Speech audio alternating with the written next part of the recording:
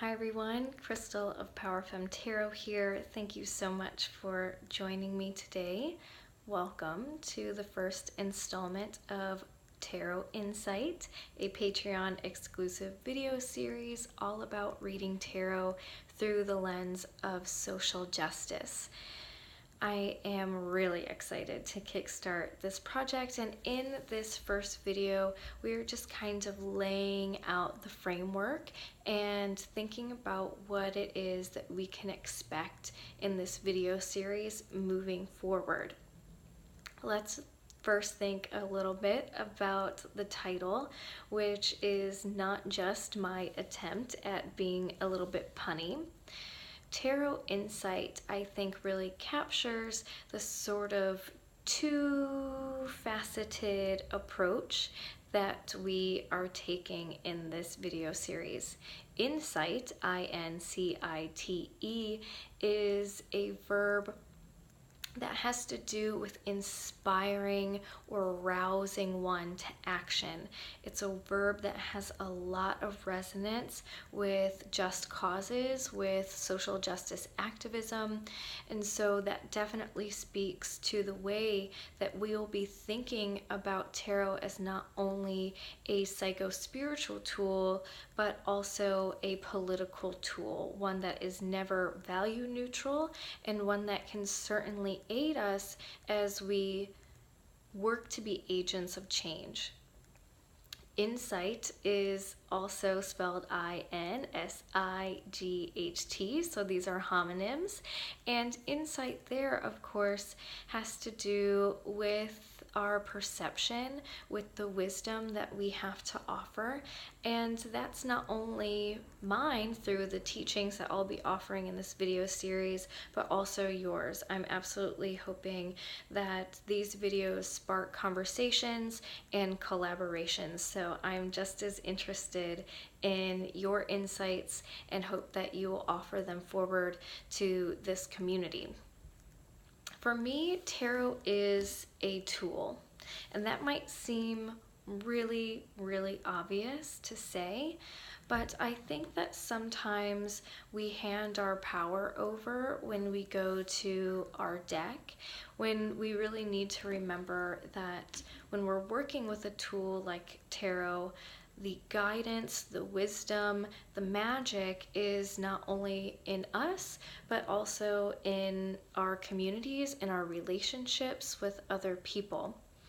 Saying that tarot is a tool is also really important when we're thinking about reading it through the lens of social justice, because if tarot is a tool, it means that it's up to us how we use it, right? There are lots of different ways to use any tool, right? And so this is just one approach to using tarot, and I by no means am saying it is the only approach, for that anything I have to say is gospel. I'm certainly a forever student of tarot and of everything else, but this really is one way that we might work with the tool of tarot, and it's really up to us how we use it and how we implement it in our lives.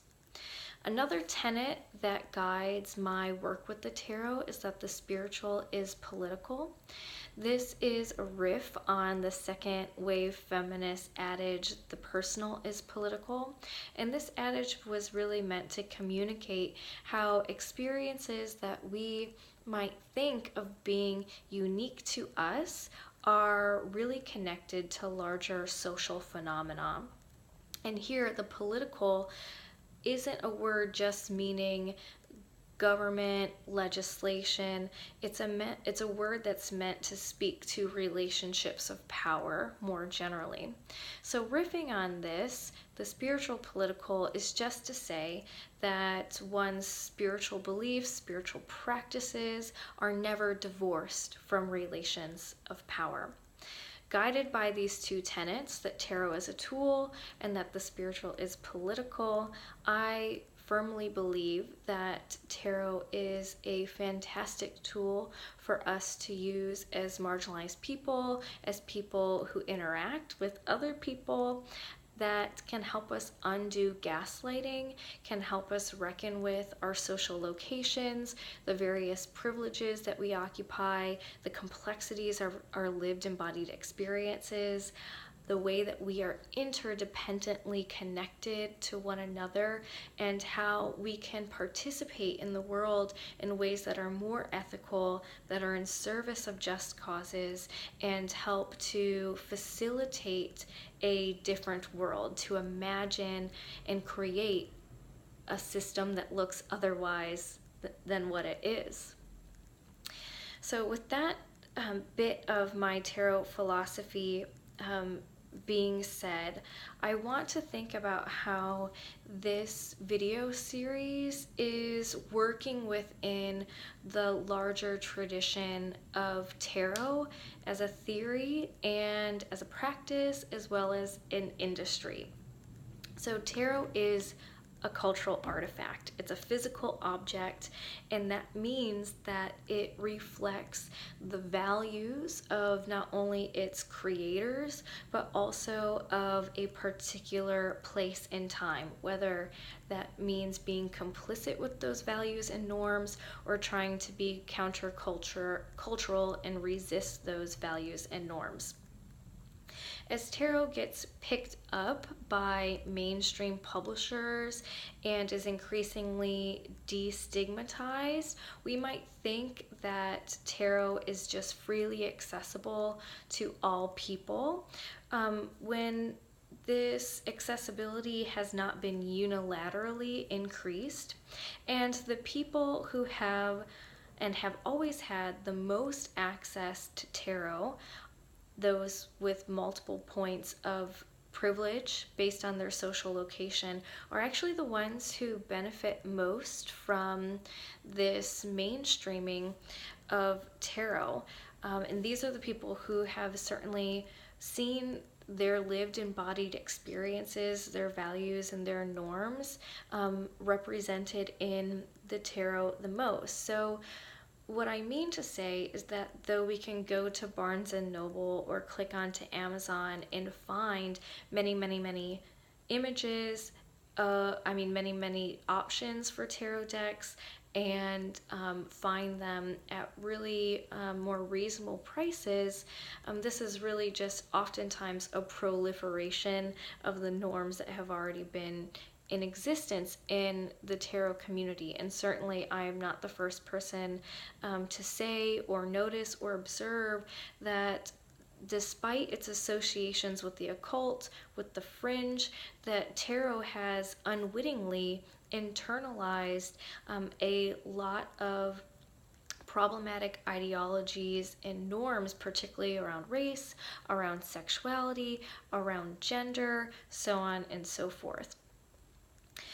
Also, this mainstreaming of tarot really dovetails with the self-help industry, which is a billion-dollar industry, and I'm not here to knock the ways that many of us find a lot of support and value in different facets of the self-help industry, but the bit that worries me and that I hope we can push back against in this video series is how the self-help industry is oftentimes really narrowly focused on the self, right? So everything becomes an individual matter, right? As if we are disconnected from other people, other communities, other causes, right? And we can see this in the way that tarot is sometimes discussed as really a mirror of the soul, right? So saying that this is a tool that will facilitate your personal evolution, that this really gets to the truth and the core of the self, right? In a way that seems in some people's interpretations very disconnected from the material world, from systems of power, as if those things are not soul, as if those things are somehow inferior or somehow astride from the project of personal development and of spiritual development. tarot as a tool, should we choose to approach it as such, can really be a mirror for everything, the complexity of all of our lives individually and collectively. So it's a space for not only individual truth, but really a multiplicity of truths. Of course, some deck creators and tarot practitioners are bucking these trends and creating so many delicious, radical decks and card interpretations, and I love this. And during this video series, I will of course be drawing from my personal collection of these decks, and we can consider the ways in which these artists re-envisionings of the tarot crack open new possibilities for us as readers. But I'd like to note that these decks often have really limited print runs. Like, how many of us are chomping at the bit hoping that the collective tarot gets reprinted? So they often have limited print runs, so aren't quite as accessible. And not only that, their price tags can be pretty steep, right? And I totally think that people should be compensated fairly for their artistic and intuitive labor. And the independent decks being produced are often such high quality that they really do warrant these higher price tags. But of course, not everyone can always afford to drop $60+ on the new Queer Radical deck. So what I'll say is that in this video series, we're not relying on any one particular deck. You don't need to go out and get a queer deck or a deck that explicitly resists and troubles white supremacy, right? In approaching tarot as a tool and reading it through the lens of social justice, we can really do that with any deck. We can get the classic Rider-Waite-Smith, really any of them. So what I'll say is that we can absolutely look to some of these great decks that are being produced and celebrate them and work with them and learn from them and be inspired by them, but there's really no need for you, if you don't have them, to feel like in order to meaningfully participate in this series, you need to go out and get one of those. So what might it mean for us to read tarot through the lens of social justice, right? My intention here is not to offer you a revised little white book. This isn't 78 new interpretive definitions for you to employ in the tarot. Of course, there will be some of that. I'll be peppering my teachings throughout.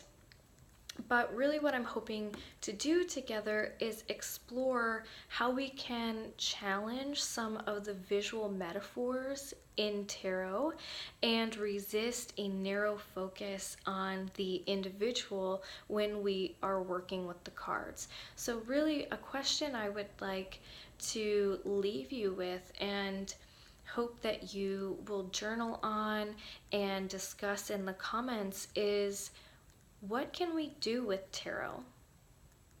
What is possible? What is it for? Why do we use it, right? The answer to that question really shapes what we believe is possible and how we employ it, right? So hopefully the conversations that we're having together will expand and enrich what we think tarot can be used for and what is possible when we're using the cards not only just for ourselves but in communities of other people.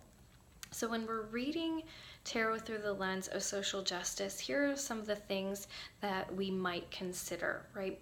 We might consider, as I mentioned, how we can resist a very narrow focus on the individual to account for our socio-political context, right? So an example for that might mean, for instance, when I'm reading a client's sacred sexuality spread, right, and I'm noticing that there is some trauma or some wounding there, right, I'm not going to read that solely as there being some sort of obstacle or site of pain in the individual's personal history, but also take into account the fact that we live in a rape culture, that our cultural climate around gender and sexuality is really fraught and really toxic, right? So there's one example of how we can resist reading cards through a very individual lens, and we can broaden that lens to account for our socio-political context. One thing that we can do also as we approach the deck through the lens of social justice is not assuming anything about our queerance, including ourselves. We can also be critical of representations of ability, of race, of gender, of sexuality, and to see these as being oftentimes visual metaphors that are meant as sort of surrogates, as stand-ins for a card's core energetic essence. And in interpretation, we can stay really critical of our own impulse to transport normative assumptions about what family looks like, what success looks like, any of these normative social scripts. We can kind of catch ourselves when we are trying to impose those social scripts on a reading, and where they might be more explicitly indicated in the artistic representation of the card itself. Moving forward, this is how we're going to do things. Each video will take up one or a small cluster of related cards, and sometimes I think we'll have the camera set up like this where you're seeing my face, but what's really delicious about tarot is that it's an artistic visual medium, right? In our hands with a deck, we have a whole museum of art, 78 unique pieces of art. So we can tour different decks representations of a particular card. So sometimes the camera will not so much be on me, but on card images themselves, but we'll be taking up one card or small clusters of related cards at a time and starting to read them through social justice lenses in the way that I just outlined. This, as I mentioned before, is not a rewrite of the little white book. This isn't dogma, this isn't my gospel, right? Rather, this is an amalgamation of my own tarot study and my experience as a professional reader, and of course in using the deck for myself.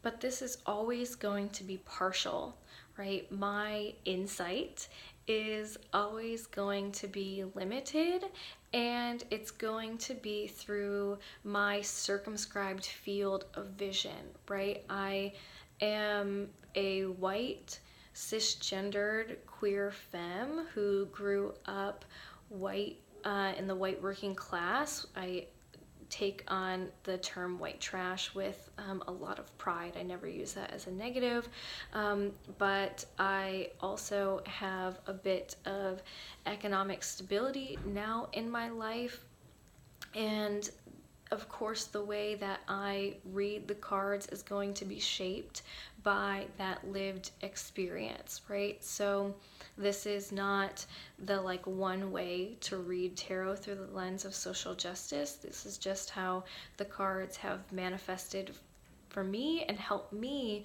sort of push back against the oppressive ideologies that I myself have certainly internalized.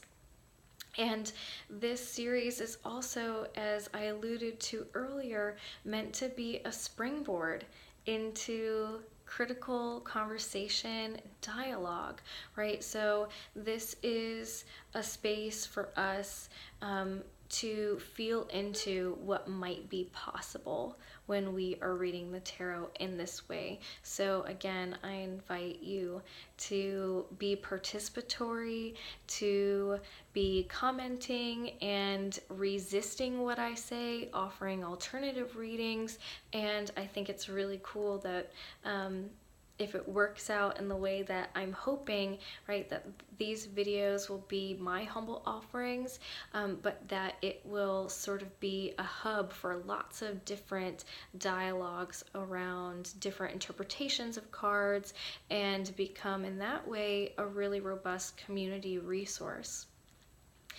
What do you need to participate in this series, right? Of course, journaling I think is always good. So you might want to sort of dedicate a journal to this work. In a previous video that I've posted on Patreon, I gave you a little tour of my own personalized little white book. You might check that out. That's an obscenely long video, but if you watch it, you know I'm really nerdy about my tarot journaling. You might start something like that where you can record your own insight as well as the insight that I'm offering and that your peers are offering. Of course, having a deck would be really cool. Maybe you have a different deck than any of us have, and we can see how the visual metaphors are playing out in the deck that you have, what sort of new readings and new possibilities it might present to us.